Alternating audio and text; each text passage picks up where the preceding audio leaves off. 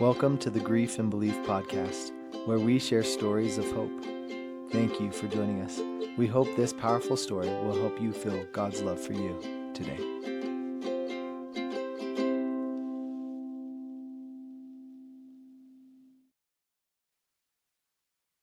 Welcome to another episode of the Grief and Belief podcast. I'm David Mickelson. And I'm Corey Andrews. And we just seem to continue finding the most amazing people to interview and to share their story. And so we're really excited for our guest today. But before that, we thought we would mention that today is Veterans Day. We're recording on Veterans Day. We know that this episode won't come out until December probably, but we didn't really want to let the opportunity go by without mentioning just the sacrifice and the lives of those who have given their lives for our country. And perhaps some of you who are listening because you've lost somebody in action, or maybe somebody in your family history you feel close to has that story. And we just want to tell you we love you and we're grateful for their service and sacrifice. And Corey, any additional thoughts on Veterans Day? Yeah, just with it being Veterans Day, my heart on days like this, and it is kind of cool that we have holidays where we get to remember and honor those that we love, and Veterans Day, sometimes there are people that are still around, but every day on Veterans Day, or every Veterans Day, I always love to remember my grandpa, who served in the military and was an inspiration to me, and one of my best friends, who passed away a few years ago, and I miss him dearly. And but also grateful for a day like today that kind of encourages me to think about him and remember him and be grateful for the man that he was in my life. And so love these holidays, and I think all of them, right? When we miss people that we love, all the holidays almost make us think of them. But grateful for Veterans Day today. Yeah, that's awesome. Well, by way of introduction, we'd like to introduce our new friend, Kyle Beagley. Kyle, thank you for jumping on the podcast and being willing to share your story with us today. Thank you. I'm excited and grateful for the opportunity. Yeah. Some of you may know, the story will sound familiar because Kyle is going to talk today about his daughter who passed away her senior year of high school. Her name is Kirsten Beagley. She passed away in 2024, and there was some coverage in the church news about that. And President Holland ended up kind of surprising the Beagley family and showing up to the funeral. And so there were pictures and some of his words that I hung to pretty close. And so we thought, with that kind of in mind, we thought, let's reach out to Bishop Beagley and see if he'd be willing to jump on. And sure enough, he responded very quickly and said, I'm not sure I have much to share, like the humble man that he is, but was very willing to participate. And so, Kyle, we're grateful you could jump on and come and talk about Kirsten, and we're really excited for you to share her light. If you can, for those who are watching on YouTube, you can just look at her picture with those big blue eyes, and there's just light emanating. Even it looks like a light from maybe a ceiling behind her, but it's kind of like this angelic glow, which seems pretty awesome. Yeah, we've loved Kyle, that picture of her. Yeah, that's a keeper. Kyle, would you like to introduce yourself? Tell us about you, your family, and about Castledale. Yeah, absolutely. Who doesn't like talking about Castledale? Yeah, David and Corey, I just want to thank you for doing this podcast. I had a good friend on the podcast and had heard that he did an episode, listened to that, and LeGrand Lang in it. And ever since, I've just listened to quite a few of the episodes, and it's really touched me. And I thought, I don't know how much I have to share, but I'm happy to share what I have, and if it can touch somebody the way the other episodes have touched me, then I would just love nothing more than that, to to help somebody else that's felt this or going through this, and asking all the questions that we all ask. How do you go about doing this? And so thank you. So Kirsten is the second of 4 children. We have 4 kids, 3 daughters, and then we had quite a large gap, 9 years. And then had our caboose son, Kai. And so Janelle and I, my wife, we started dating back in the glory days, right after the mission, bumped into her at a wedding reception. We were acquaintances, knew each other from being in a church pageant, the Castle Valley pageant, for quite a number of years. And saw her after the mission, and thought, man, she's just really beautiful. I need to ask her out. So started dating, and a couple months got engaged, and proposed to her. I don't know how many of the listeners are familiar with Castledale area here, but we have a pretty good attraction out on the San Rafael Desert called the Wedge. It's kind of like a mini Grand Canyon overlook area. And under a full moon, I slipped the ring into a pocket full of Swedish fish, and just was kind of natural, came right up with the ring and popped the question. And luckily for me, she said yes. But yeah, so Janica is our oldest daughter. She's married to Parker. They've been married for a couple years now and live up there in Spanish Fork area and love it. And then Kirsten, and our daughter Clarissa, she's a senior in high school this year. And then our youngest son, Kai, and he's a 3rd grader, 8 years old, just got baptized a couple months ago. And so that's kind of the Beagley clan. I grew up in Farron, just south of Castledale. And for those who don't know, Castledale is in Emery County, Utah, and just south of Price, about 40 miles. And everyone around here is ecstatic that President Nelson did announce a temple in Price. So that's forthcoming, and we're all just, anticipating, where that's going to be, what that's going to look like, and very excited for that announcement in this area. Us too. We David and I live in Spanish Fork, so we're waiting on pins and needles to find out where our temple is going to end up being. We have some guesses, Yeah. and some bets down on where it's going to end up being. But no, it is exciting. Right? Yeah, right. But yeah, we Awesome. love the temple, and love to that'll be cool to have one a little bit closer to where you're at there. Well, Yeah. tell us more about Kirsten. We wanna get to know her. What was she like? Maybe a fun story or two to help us get to know her a little bit better. Yeah. So Kirsten, she had the most interesting birth that I think out of our children. Janelle and I are laying there, and Janelle says, I think my water broke.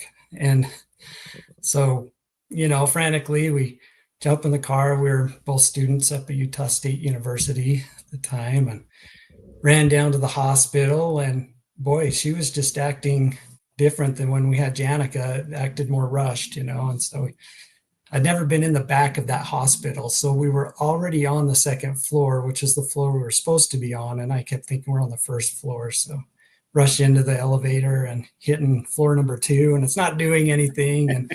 And she's like, I think she's coming, And I'm like, oh, we can't have this baby in the elevator of the hospital. So finally, a nice gentleman told us, hey, you're already on floor 2. You need to go that way. Anyway, it all played out, but we got there, and the nurses,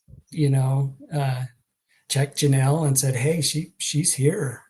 Just start pushing, So no IV, no nothing. And it was probably the one that I got the most woozy on. I just remember Janelle in that delivery going, Kyle, you need to sit down or go somewhere, breathe. I guess I'd turned pretty pale. I did pass out. I did pass out with one of our kids during their birth, so I understand really? I understand the feeling.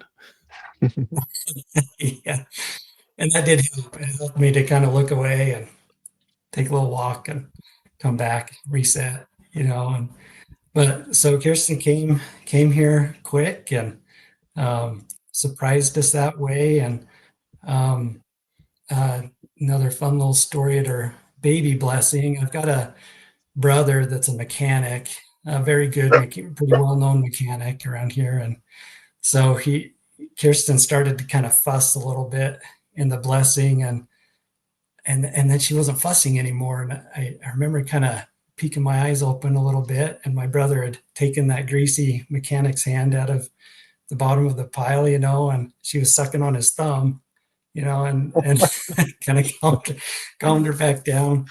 And so I always teased Kirsten that, I think that's when everything started, all of your oddities and everything that goes on. I think that's probably where it started. It came from that, that dirty thumb. But she and my brother always had a funny relationship ever since. She was born with, she kind of had a scrape on one of her eyes. And as it turned out, as she was growing up, that she had kind of a lazy eye and needed to wear a patch for quite some time, and wore glasses that were thick on the one side to help her see good. And that was kind of a challenge to her, through kind of elementary years.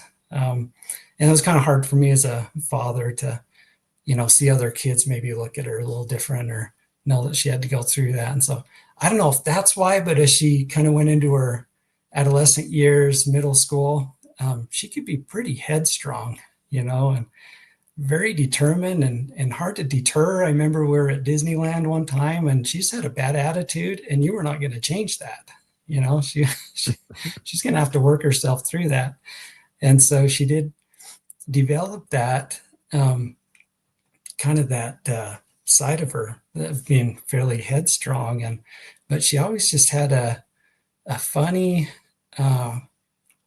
little personality that really clicked well with me. I like to tell dad jokes quite often that are pretty dry, and I think she wasn't just humoring me. I think that she liked it most of the time. She'd have kind of a big response, and so we just had a lot of good connections that way.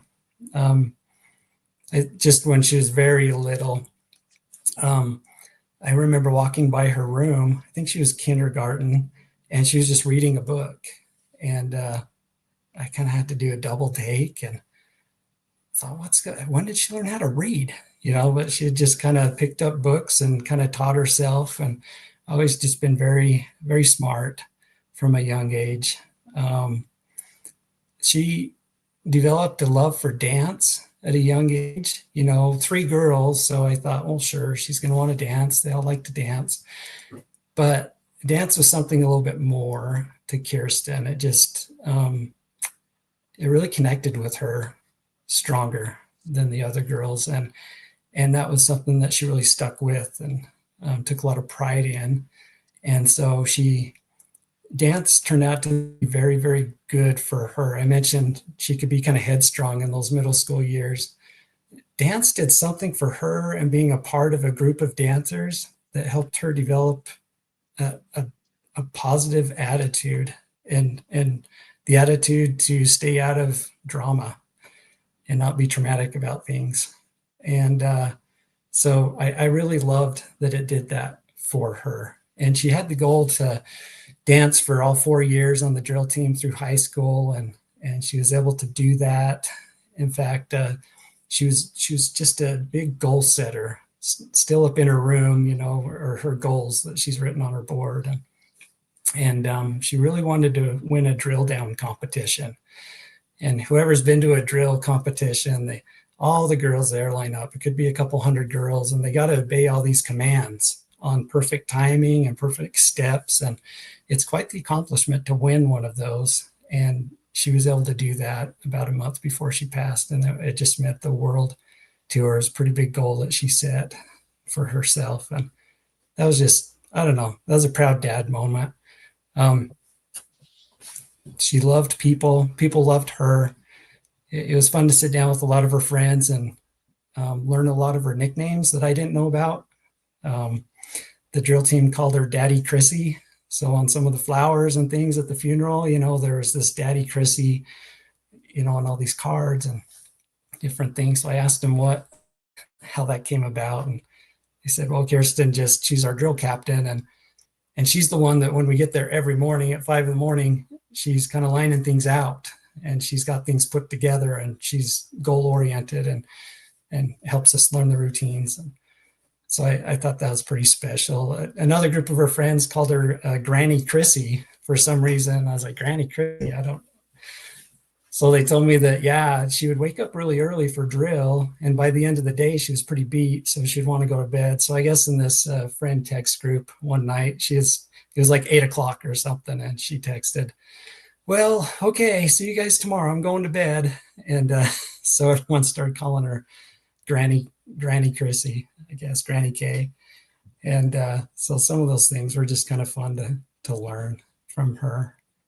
Those are some of those, joyful things to hear, these aspects about your children that you just never, you might have never known about these things, right? Because they're not newsworthy, noteworthy until they are. Right. Because, us that have raised some teenagers, they come from school, and how was your day? Good. You have anything going this evening? Yeah. So, but no, she actually loved to come home, and just, it is very tender. All of our kids have liked to come in and just kind of sit on our bed and talk with us. And those are special moments, special times, her senior year, she was called to be on the seminary council, and I was just so proud of her. She took it very serious, and they go around this area and give a lot of talks and wards, and just with drill or senior year, lots of things going on. A lot of times she would get home pretty late at night, and she would just say, oh, I have to give a talk tomorrow, and I, being the, I guess, lazier person I am, encourage her, hey, just use the last talk you gave. Nobody would know. But every single time she prepared a new talk and gave a new talk. And that's been very tender mercy for us. We have copies of those talks, and I think 7 different talks I have on my phone, and I'll read those from time to time and reflect on them and continue to learn from her. I've heard other people going through grief mentioned, since the loss of their loved one, that they've learned a lot about them that they didn't know before. And that's one of the many ways that I have learned a lot about Kirsten and what was on her mind and in her heart at different times. Is these talks, in seminary, they have all the kids keep a journal. And so they write down their thoughts on different topics and things that they're studying different days. And those things have just been, priceless as a parent at this point. So those seem like great things to put in family search. I'm kind of a big family search guy, but I think your grandchildren will think about their aunt. They'll have these opportunities to read a talk, maybe at the same age that they were at, and could be such a great discovery experience for somebody. So I don't know. I think it's a kind of a gold mine to be able to have something like that. So, well, thank you for helping us get to know Kirsten. She's just as beautiful as can be inside and out. And Corey sometimes will mention, like, that's what makes it hard to ask the next question, which is, would you kind of take us to her tragic accident and what happened, and any details you could share surrounding her passing? These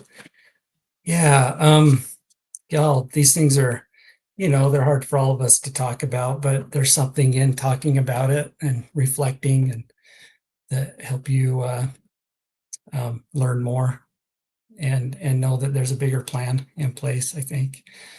Kirsten was with a group of friends. There were 4 couples, and they were at their winter formal dance activity. They'd chosen to go up on the mountain tubing to a very popular tubing hill. It's one that a lot of people around this area know about and have tubed on.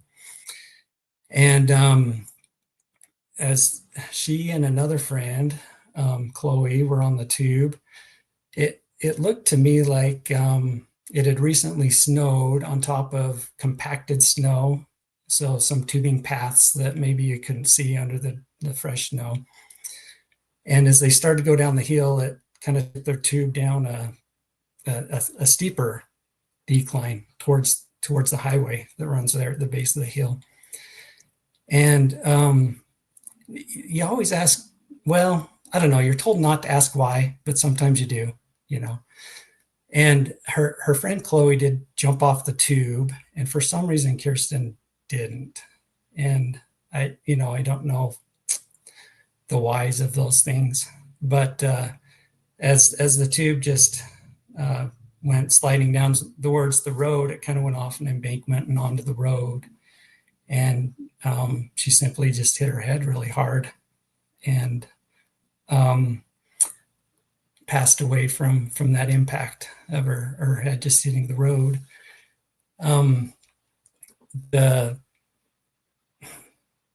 I remember I was preparing a talk. That was a Saturday. I was preparing a talk. The next day was our word conference. So I was preparing my talk, and the phone rang, and it was her date. Tyler called, and a lot of the kids that she was with, work at the swimming pool and have been trained in first aid and things like that. And so Tyler told me, he said, "Hey, there's been an accident, but I think things are okay. Kirsten's got a good pulse and she's breathing. And so I think things are going to be okay, but you should come, you should come up here."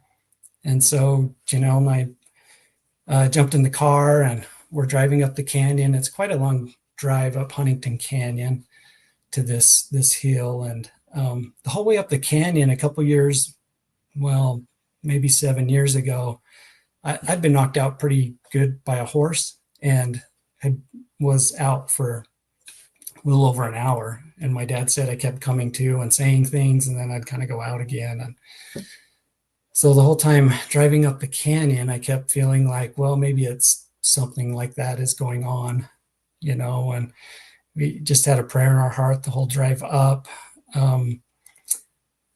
Two of the boys, Tyler, her date, and another boy went to the top of the mountain, and two of the other boys went to the bottom of the canyon, just trying to get out, get cell coverage. Looking back, I've heard that 911 was called finally when their phones hit service. They'd tried to call 911 over 100 times or something like that. I think they're pretty panicked. And so we knew that the boys were trying to get out and call as we were driving up the canyon. And when we came to the scene, there was an ambulance there, and we just kind of pulled up behind the ambulance, and we couldn't really see any of the friends. And so we thought, well, maybe it's been a little while. Maybe they've, gone up the canyon, or somebody's picked them up, and Kirsten's in the ambulance there. And so as we pulled up, a man that I know was there as an EMT, and I just said, "Hey, I got out of the car, and I just said, 'Hey, is Kirsten up in the ambulance?'" And he said, "Well, no, she's passed away." And I don't think he knew that we were her parents. So it was just kind of and Janelle was getting out of the other side of the car, and I thought that she had heard him say that, but she had not. And so when she got around, that came out, and we all just kind of fell apart. And that's some of the memories of these times are what's kind of hard through time to shake yourself of. But that's when I looked down. I didn't see her there before that time, that, she had been covered, and I could see her little snow boots coming out the end. And that's just always been kind of a hard memory, that moment. And as I kind of asked, well, where are the friends at? And they said, well, the friends are actually up in the ambulance. So, they were all pretty shooken up. And so we went up into the ambulance with the friends and had a group hug, and you're just in utter shock, and so I think me and Janelle both, our first concern was for that group of friends, that had just experienced that. And we all hugged, and I expressed to them that,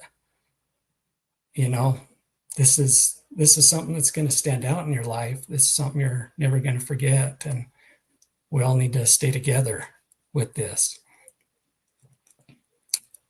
And I think the spirit was just very, it's hard to explain, but the spirit was very strong, I felt like, and helping me and Janelle just try to comfort the kids and say, look, this isn't anybody's fault. These things happen. This happened. None of you need to feel any blame for this. Our hearts just really went out to those kids, and that was really hard. Knowing that they'd been there, they'd been with her, and experienced that. From that point, we all drove down the canyon, and all of us met down at the fire station in Huntington, and the ambulance brought Kirsten down to the fire station. And it was just kind of everything slow motion. I remember that drive down the canyon, me and Janelle in the car, just kind of like, is this real? Did this happen? Trying to process things, and couldn't really, I don't know. I think your body, mind, I think you have these defense mechanisms that take you to a place where you're like, oh, it's not real, like this is just kind of a dream that I'm in right now. And I think we were kind of in a mode like that. And when we got to the fire station, and all of the other kids' parents started coming, and a lot of tears and hugging, and it started to become more and more real, that this is happening. One thing I would like to say, that drive down the canyon, though lonely and horrible, I think the spirit sustained you somehow. Maybe that's the comforter, the capital C. I was there, and we could feel that at the fire station. Janelle just was trying to process it, and it was hard for her to want to go and see Kirsten. I was able to go and see her and hug her, and the EMTs and the sheriff and the deputy, they were all just so good to us, and we were just fortunate to know most of them. And the sheriff was there before I went in to see her, just kind of, wiping her face. And those little acts of service just mean the world to a parent at those times. I remember the state president, and Kirsten's one of her best friends is one of the counselors in our state presidency, his daughter, and so she was there, and so they came, and the president came and gave us blessings, and that was very tender and sweet of them to be there and do that. At that moment, up to that point, I hadn't had a thought in the world that, I did not anticipate the flow of love that was going to come from people. I just had no thought in the world of that. And each day, as the coming days came, I was completely blown away by just the community and the love and the outpouring and concern from people, the food. And to me, the hugs meant the most, just so many hugs and people willing to just come and not say a lot, but just give you a hug and hold you for a while. And I think it was kind of those moments where I realized what it really meant in Job, where his friends just came and was with him, before anybody tried to fix anything, because there's no fixing. it just is, and so I think it was the next day that we were home, and I think just because it was on a date, and the way that it happened to being that some news outlets found out about the incident, and KSL called us and asked us if we'd be willing to do a little interview with Dan Rascone, and so we did that, and some others called us as well, but we just felt like one was all we had in us, and so we just kind of told the other ones, can't you use theirs, and so I believe that's how President Holland found out about it. He said he was watching the evening news and saw us on there. It's not too long after that interview, President Holland called on the phone, and that was just a special moment. Maybe I'll just tell that story briefly. I got a call from, and the gentleman said, I'm a secretary for the Quorum of the 12, and I have President Holland's secretary on the phone. He was wondering if he could have a word with you. If you have a minute. If now's not a good time, we can call back. Very kind. So I said, yeah, that's fine. And so Brother Jenny at the time, I believe now he's Elder Jenny, but just came on. He said, hey, I have Elder Holland on the phone, and he was wondering if you had a minute where you could talk. I said, yeah, of course I do. I didn't know if I'd be transferred to another assistant or a secretary or what, but all of a sudden Elder Holland's talking to me and on the phone, and I'm on the phone and just trying to get my wife and say, hey, Gal, I'm on the phone with Elder Holland. You got everybody come here, and our beautiful daughter, Claire, she was up in her room having one of those hard moments, and Janelle runs up the stairs and she's knocking on the door, and Claire's behind the door saying, Mom, I need a minute. And Janelle's on the other side going, Elder Holland he's called, we got to come down. And so anyway, we got the whole family together, and that was a special moment that he would, take the time and just do that. And I do want to, as we go along today, I do want to talk about Elder Holland and some of the things he shared a little bit later. But I do want to let everyone know that as a family, we recognize that we were truly blessed, and why we were blessed that way, I don't know. But after meeting President Holland, I know that if he could be to everybody's home, or be on a phone call with everybody, or be at everybody's funeral, he would do it. He's that kind of man, and the love he's shown to us is just been inspiring and wonderful, and such a huge blessing to our family. And that's one thing we just kind of pinch ourselves, that not sure how that happened. I think a lot of it was timing. I know a lot of it was timing with what he had just recently gone through, and in losing Pam and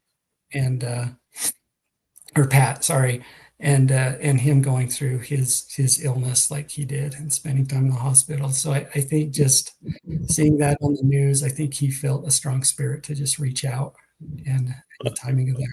I think a lot of people who followed kind of felt like they were living vicariously, like exactly to your point, like what Elder Holland is saying at Kirsten's funeral is what he would say at my child's funeral. And so you kind of like okay, just give me more. Stop giving me bits and pieces, church news. Give me the whole, I want the whole, whole, the whole transcription of, what he said. And so we're grateful for your experience and that it was able to be shared that way. And of course, now that you're able to share it from your perspective and with a little bit of time and distance between. So keep going, Kyle. You're doing great. Oh, thank you. Yeah, and thank you for sharing that, David, because it really is true. He's just an amazing man. I so as I mentioned, all the hugs, everybody coming over, and as I just, when we went up on the mountain that day, I took my oil with me, and I thought I need to give Kirsten a blessing, and with the way things played out, I wasn't able to do that, but that was constantly in the back of my mind, and it's been such a tender mercy for me that we did have a gentleman reach out. Monty Hayden is his name, and his son Brady. They were up there fishing that day, ice fishing, and they just had a strong feeling, strong impression to leave early. They live clear up in Ogden, so, and they chose to go home that way down Huntington Canyon, and they were some of the first ones to come on the scene and administered CPR to Kirsten, and Monty shared with me that he did give Kirsten a priesthood blessing at that time, and that meant more to me than I can explain, because I had that strong feeling and desire to do that, and to know that she'd receive that was just a tender mercy. It truly was. It was an answer to a prayer. And Monty, it's just interesting that Janelle's dad's name is Montel, and everyone called him Monty. And so as he and his son were there, and his son Brady has been trying to find the Spirit in his life. And Brady's expressed to us that was an answer to him and his prayers at the time. He had a very strong spiritual experience there that day, and expressed to me, felt like there was somebody else there, and he thinks that it might have been Janelle's dad. But things like that have just been so tender, and I'm so grateful to my Heavenly Father that He's willing to comfort us in the depths of our sorrows, and to answer prayers as we're asking them. And sometimes when we're just asking them in our heart and our mind, and not completely in a prayer, he pours out His love upon us, and that was just a very special thing for me. Since Kirsten's pass, there's just all these things, like my shirt. This was a big saying of Kirsten's. She took that saying of what's the worst that could happen, and she has it on the wall in her room, and just she changed that to what's the best that can happen. And that's just kind of the mentality and the personality that she took upon herself. And we've tried to do that as well. We've tried to stay positive. I think one thing that's helped me and Janelle the most in our grief is that we agreed early on that we're going to talk. We're going to just be open, and we know we're going to feel a lot of pain, a lot of anger, a lot of the Spirit. We're going to know all of it, and we're just going to share that with each other. If there's something on our mind that's making us angry right now, we just got to talk and get that out. And that's been a really big thing for me and Janelle. It's been challenging at times. It's a double-edged sword. It's been challenging, and it's been the biggest blessing, being a bishop through all of this. The challenge comes in as I feel as a bishop, you are supposed to be a spiritual person, a spiritual presider in the ward. And I don't know about your guys' experience, but for me with grief, sometimes it's just numb. I feel like I've lost all feeling. You could stick an IV in my arm or give me a shot in the shoulder. I don't know if I'd feel it. It's overwhelming like that and all encompassing. And I've always hoped that I've done good as a bishop. And it's been just a challenge sometimes when I feel like somebody's there and they're needing to feel that spirit strongly. And I hope I've been able to help them with that. But at the same time, that grief shadow, it can just be overwhelming and seems like it kind of clouds out that spirit sometimes. And it's just hard to feel. It's not that you feel bad, or it's just that for me anyway, it's just been very numb at times. And even though it's been almost, in a couple months, it'll be 2 years, I still feel like 50% of me is still on January 20th. It's just always on your mind, always there, always present. And maybe as time continues to go on, that 50% will reduce to 40 and 30 maybe, but I'm sure it will always be there. But that's just been observation I've made, is trying to still fulfill callings and still go through this processing of grief and heartache and brokenheartedness. I think that resonates probably with everybody, because it's hard enough to want to get out of bed. Yeah.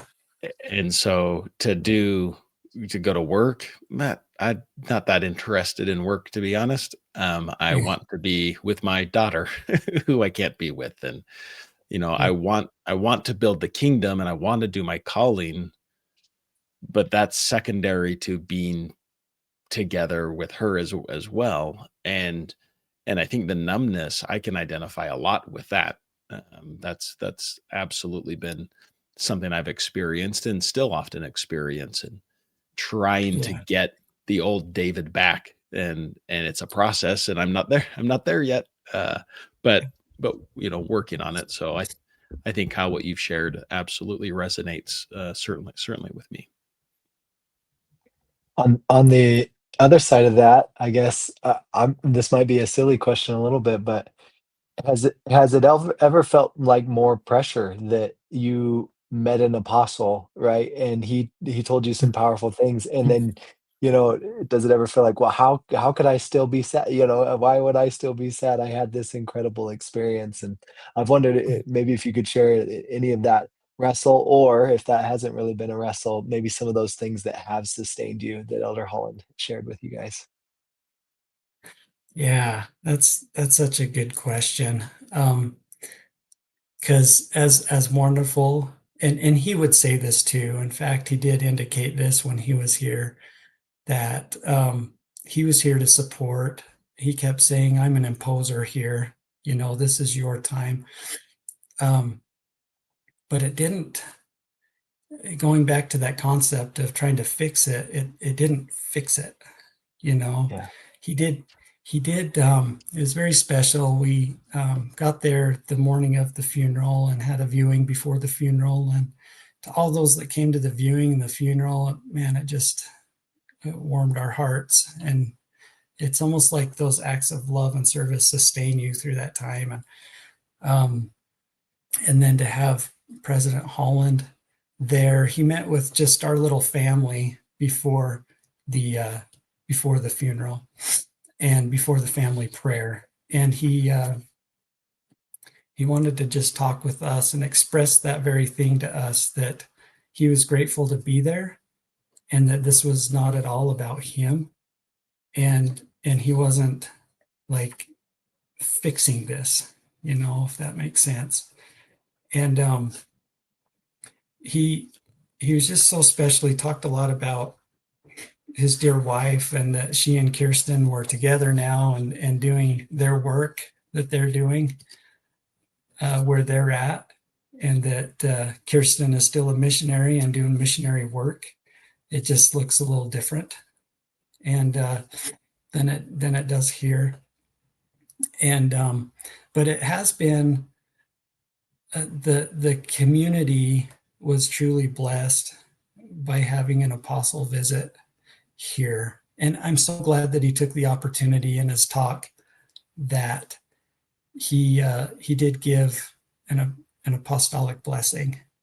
And I've been able to remind people that sometimes that, hey, we did, even though it was for a funeral for my daughter, an apostle was here in this area and did bless us all.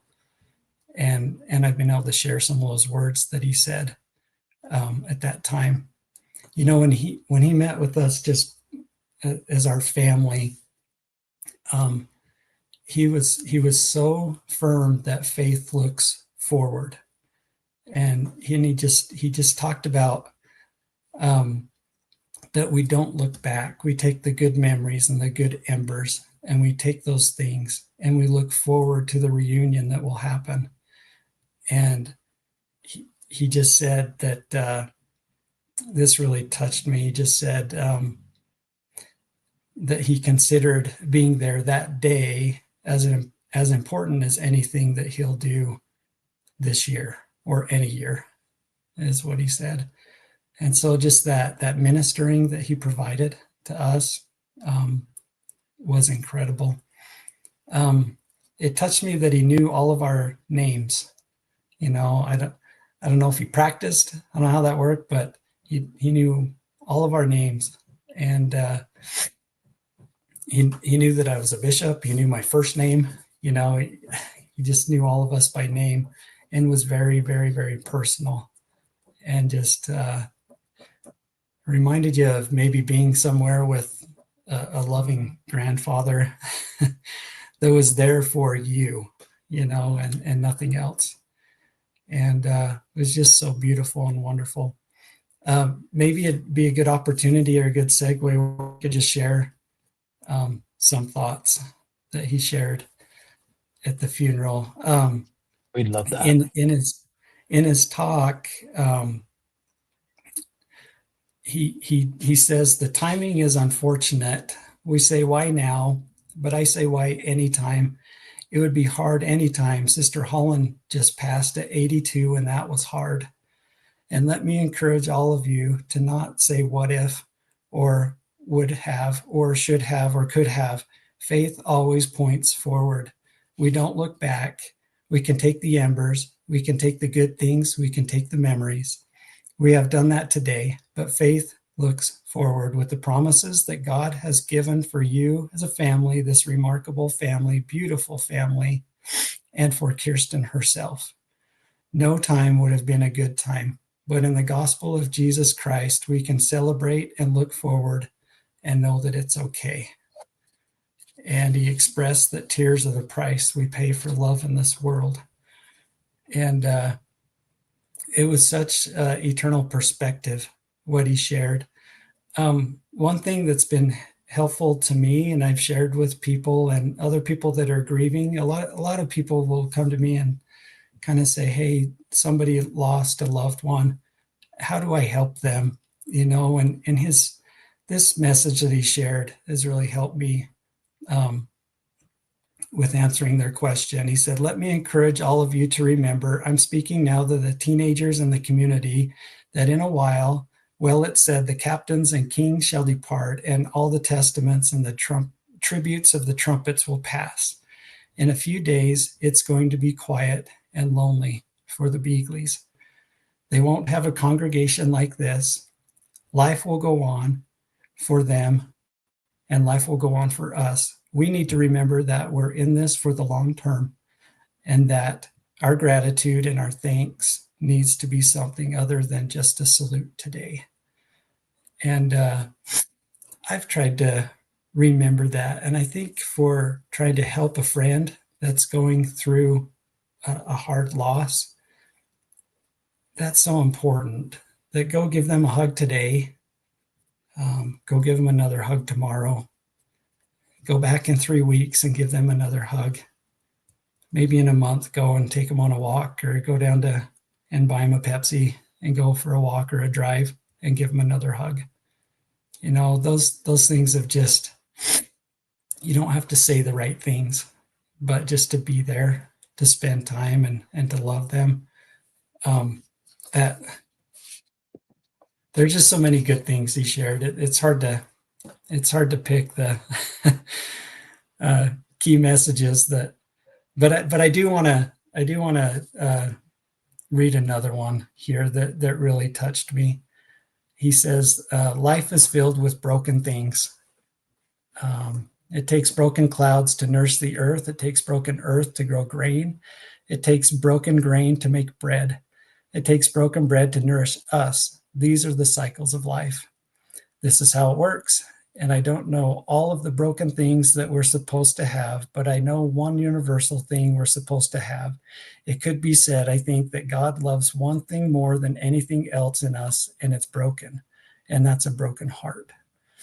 For all of you and for Brother Holland, your sacrifice is going to be a broken heart, a little more personal, a little more interior, a little more subtle, not so demonstrative on the outside, but you'll have a broken heart and a contrite spirit, and will be your sacrifice. The bumps and the bruises and the scrapes and the tears will be a little different for all of us, except for the common interior sacrifice of a broken heart.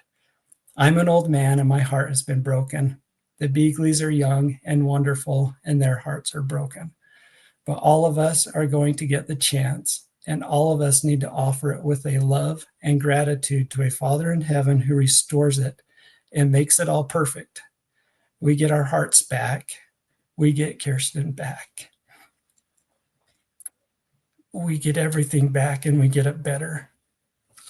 It was just I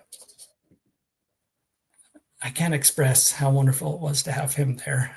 And he was very feeble and weak, but you could tell when he stood up to that pulpit, he grabbed both sides and he was standing and he was teaching with power and authority.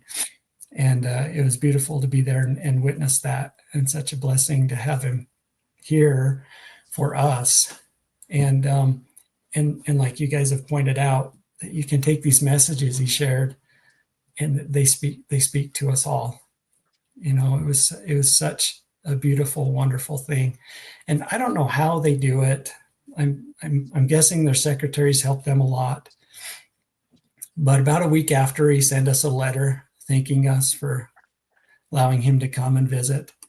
And when he met with our family, he said, "Hey, you have a new friend now. If you ever have any questions, just call me." And I would love to call him every day, but since he's made a phone call back to the family, we've sent him a couple of letters, and he always responds with a letter. And it's just been, I knew that we'd have ministering angels about us. I just didn't know that one of them would be President Holland, for my family. And I just am eternally grateful for that, and for his example to all of us, how we can go about helping one another, uplifting each other, and being there for one another. He's just a special man, and I love him for that.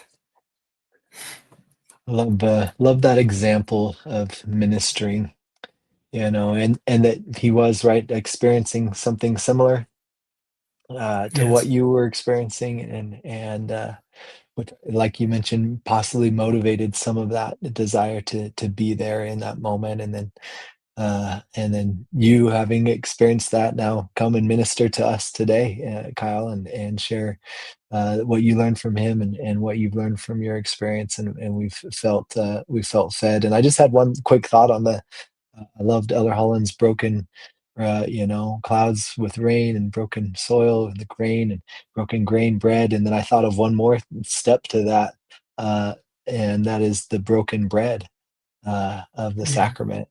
And I remember a good bishop, or good stake president during COVID, saying he didn't care what we used for the sacrament, right, as long as it could be broken.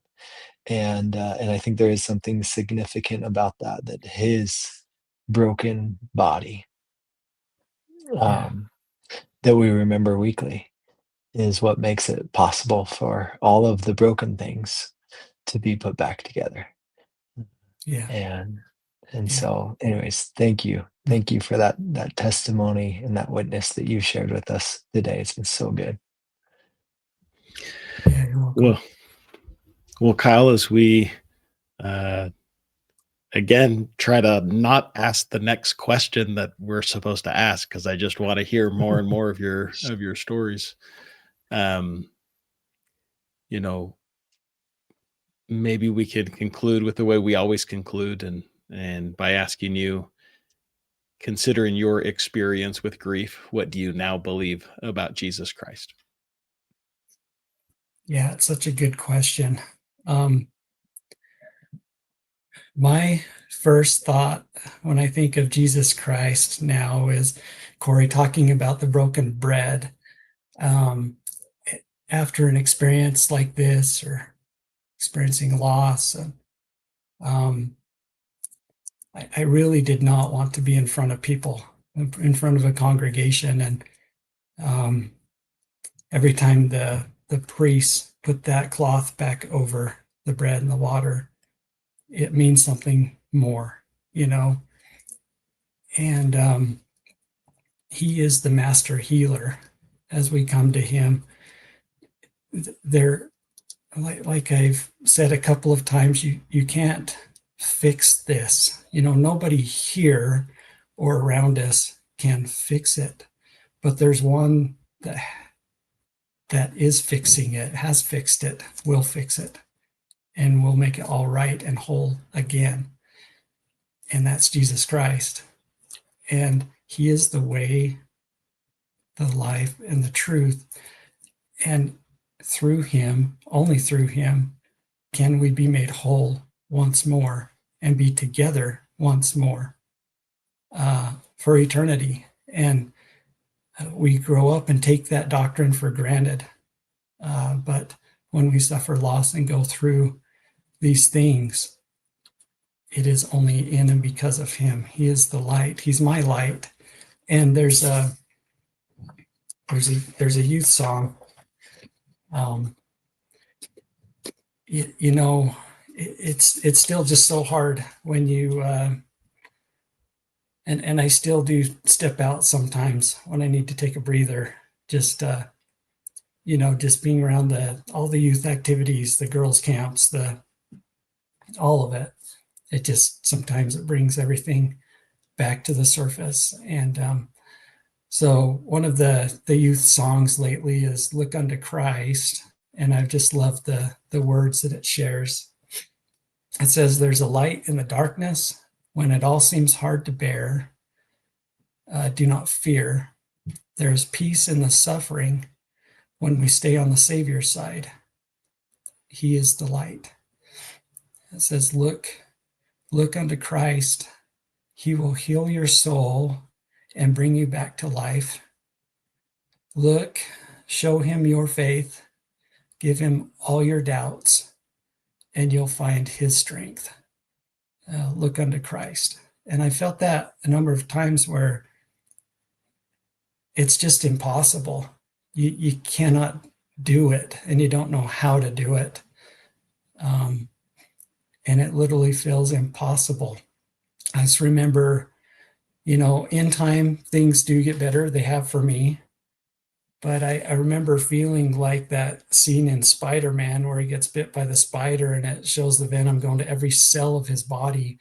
I felt that grief found every cell of my entire body.